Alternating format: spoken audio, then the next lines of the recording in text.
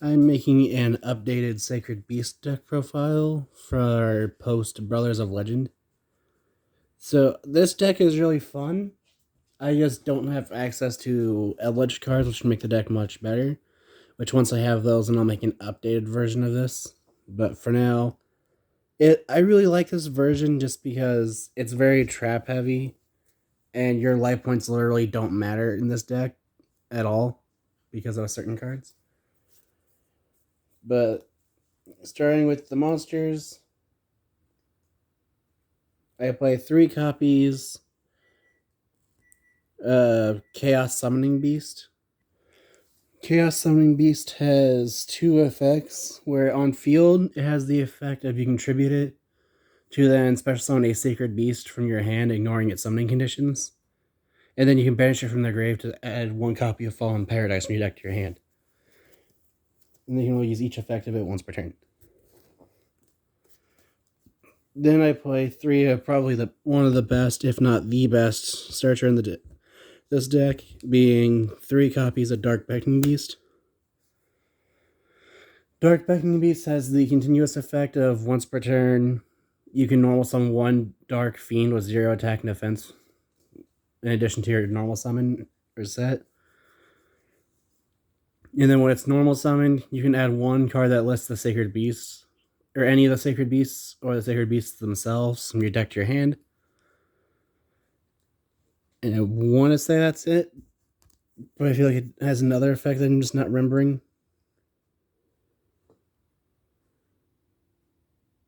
No, that's it. It's been a while since I actually played the deck, and I just got the new card from Brothers of Legend that helps us. So it's been a while, so I may or may not remember or forget some effects. Then I play 2 copies of Dark Summoning Beast. Dark Summoning Beast has the effect of you contribute it from your field to then special summon a Sacred Beast from your deck. But when you use this effect, you cannot declare attacks during the battle phase. And then it also has the other effect, you can banish it from your graveyard to then search for any of the Sacred Beasts. There's actually a 2-card combo with this deck, where you need either Dark Beckoning Beast or a continuous spell. Or you need Dark Beckoning Beast and one of 3 other cards, being either it's Dark Summoning Beast, Chaos Summoning Beast, or Opening of the Spirit Gates, which I will show that off at the end of the video. Then, for the boss monsters, I play 2 copies of Uriah, Lord of Searing Flames, 2 copies of Haman, Lord of Striking Thunder, and 2 copies of Raviel, Lord of Phantasms. Uriah, they each have their own special abilities. Uriah's attack and defense are equal to the amount of continuous traps in your grave. And then once per turn, it can... what's the comparison? What's it called? But basically, once per turn, it's a Mystical Space Typhoon, where it can just target 1 spell trap your opponent controls, destroy it, and they cannot respond with that targeted spell or trap effect. So your opponent has a Solemn Strike face down for some weird reason, and you summon Uriah. Uriah can target the face down strike, and they can't strike it Uriah because it can't be activated. Haman has the effect of, while it's in defense position, your opponent can only attack that Haman. So if you have 2 of them in defense, then your opponent just can't attack. But if it destroys a monster in battle, the controller of the destroyed monster then takes 1,000 points of damage. And then Raviel contribute a monster to gain attack points equal to that monster's original attack. And if your opponent normal summons, then you can special summon a Phantasm token. But they each have their own summoning conditions of Uriah can only be summoned by sending 3 face-up traps, Haman by 3 face-up spells, and then Raviel by 3 face-up fiends. But you're never summoning them by that way. Then I play the only hand trap in this deck, being Raviel, Lord of Phantasm's Shimmering Scraper. But this card lets you can discard it to then target a Raviel on your field, and then double its attack points, and it can attack all monsters your opponent controls once each, but you can't attack with any other monsters. And then you can also attribute 1 monster on your field to return it to your hand. You can only use each effect once per turn. Also, if you need it to, it's a free summon by sacrificing 3 monsters to special summon it from your hand. And that is it for the monsters. The only other thing I would like to play is a Darkest Diablos in this deck, because because of how much tributing this deck does, Darkest Diablos actually does help this deck a lot. I just haven't figured out room for it yet. Moving on to the spells, I play the 1 copy of Dimension Fusion Destruction. This just lets you fusion summon by using Sacred Beasts on your hand, field, or graveyard. And I think it does something else.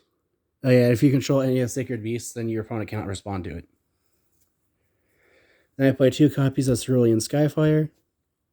Cerulean Skyfire lets you use any 3 spells, whether they're face up or face down, on your field to summon them on.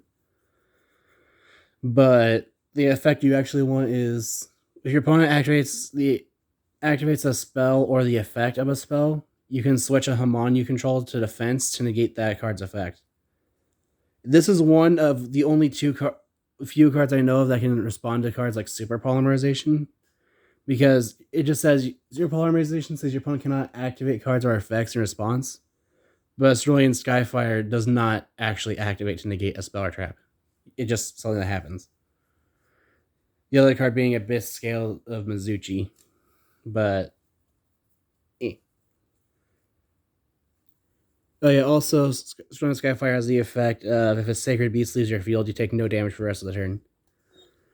Then I play 3 copies of Opening the Spirit Gates. Opening the Spirit Gates, when activated, lets you add a monster at list of Sacred Beasts or any of the Sacred Beasts themselves from your deck to your hand. And this is one of the other 4 cards you need to open, or one of 4 that you need to open that with, for the 2-card combo that also recycles itself. But it also has the effect of you can discard a card to then target 1 Dark Fiend with 0 attack, 0 defense from your graveyard and special summon it. And then if you control level 10 or higher monster, you can use its effect to target 1 continuous spell in your graveyard and return it to your hand. This is good in the Eldritch version because this lets you recycle your Cursed Eldlands. Then I play 3 copies of Fallen Paradise. Fallen Paradise just makes so that Sacred Beasts cannot be targeted or destroyed by your opponent's card effects.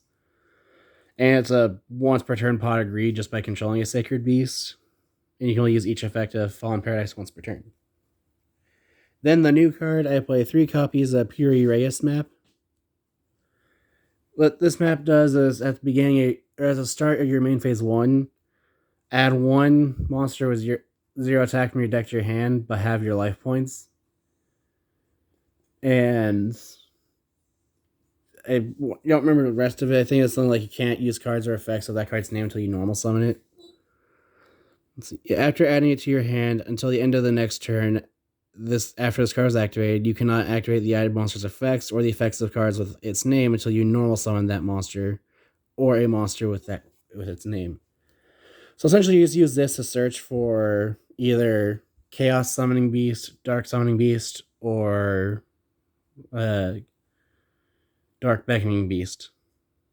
So this can just take the place of one of the 4 cards you need, or one of the 2 of 4 you need. So it just makes the deck a bit more consistent. And that is it for the spells. Moving on to the traps.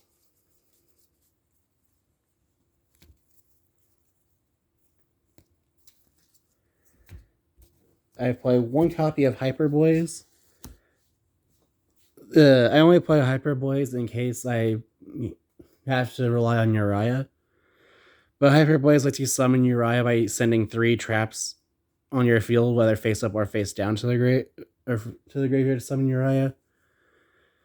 And then if Uriah were to battle a monster, it increases Uriah's attack by 1,000 for every trap in the graveyards.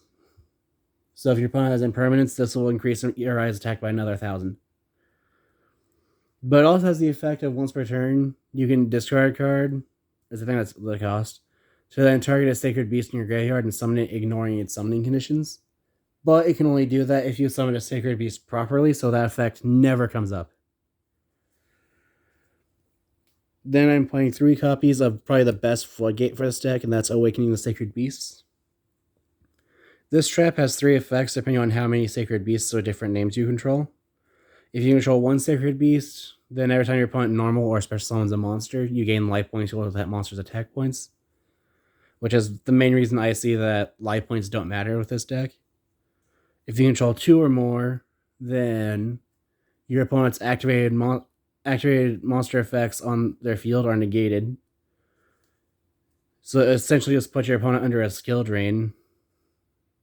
And then its third effect is if you control 3 Sacred Beasts, then your opponent, any card sent from your opponent's graveyard is removed from play instead. So usually the 2 card combo also gives you 2 Sacred Beasts. So if you have this with those 2, then you would also have your opponent under a skill drain that's also increasing your life points. And then this can take a continuous trap from your graveyard if you control level 10 or higher monster and add it back to your hand. So in the Eldritch version, this can let you recycle your Golden Lands traps. So Conquistador or Walk Arrow, whichever one you need. Then to finish off the traps, I play the Solemn Brigade of 3 Solemn Strike to negate special summons or monster effects. 3 copies of Solemn Warning, just to negate any special summons. And then 3 copies of Solemn Judgment to negate any cards I don't like. Anyway, on to the 2 card combo. For this 2 card combo, you need any combination of Dark Beckoning Beast or Opening of Spirit Gates, or Dark Summoning Beast and Chaos Summoning Beast. But I'm just going to go ahead and say it's the top 2. What you do is you normal summon Dark Beckoning Beast, search your opening, activate opening, get whichever of the 4 you don't have, add to your hand, and then use your additional normal summon to summon out Chaos Summoning Beast.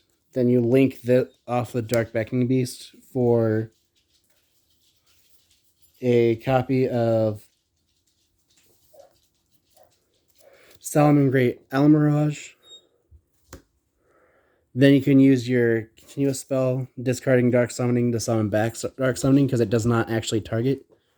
You just pay its cost, and then you can bring back a Dark Fiend with 0 attack, 0 defense. Then you tribute this, summon a Sacred Beast. Typically, you'll summon Uriah first. Or Uriah. That's the wrong one. You'll summon Haman first, so that if you have Cerulean Skyfire, you can negate upon a spell or trap. And then you'll banish the Dark Summoning Beast to then search for a Raviel. Use Chaos Summoning Beast effect, summon the Raviel. Then use the Chaos Summoning Beast effect to add Fallen Paradise. And then you use the Fallen Paradise to then draw 2 cards. And that's the 2 card combo, and I just realized I never went over the extra deck. So I'm going to go ahead and go over that real quick, because I didn't realize my extra deck was to the side.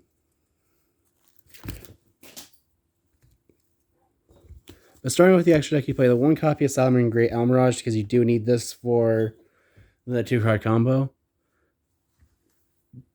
And then I play 1 copy of Relinquished Anima, just because sometimes you only have a Chaos Summoning Beast and no Sacred Beasts. And Anima really tends to help if your opponent doesn't think about their positioning. Then a Link Kribo, just in case your opponent's using a battle-oriented deck.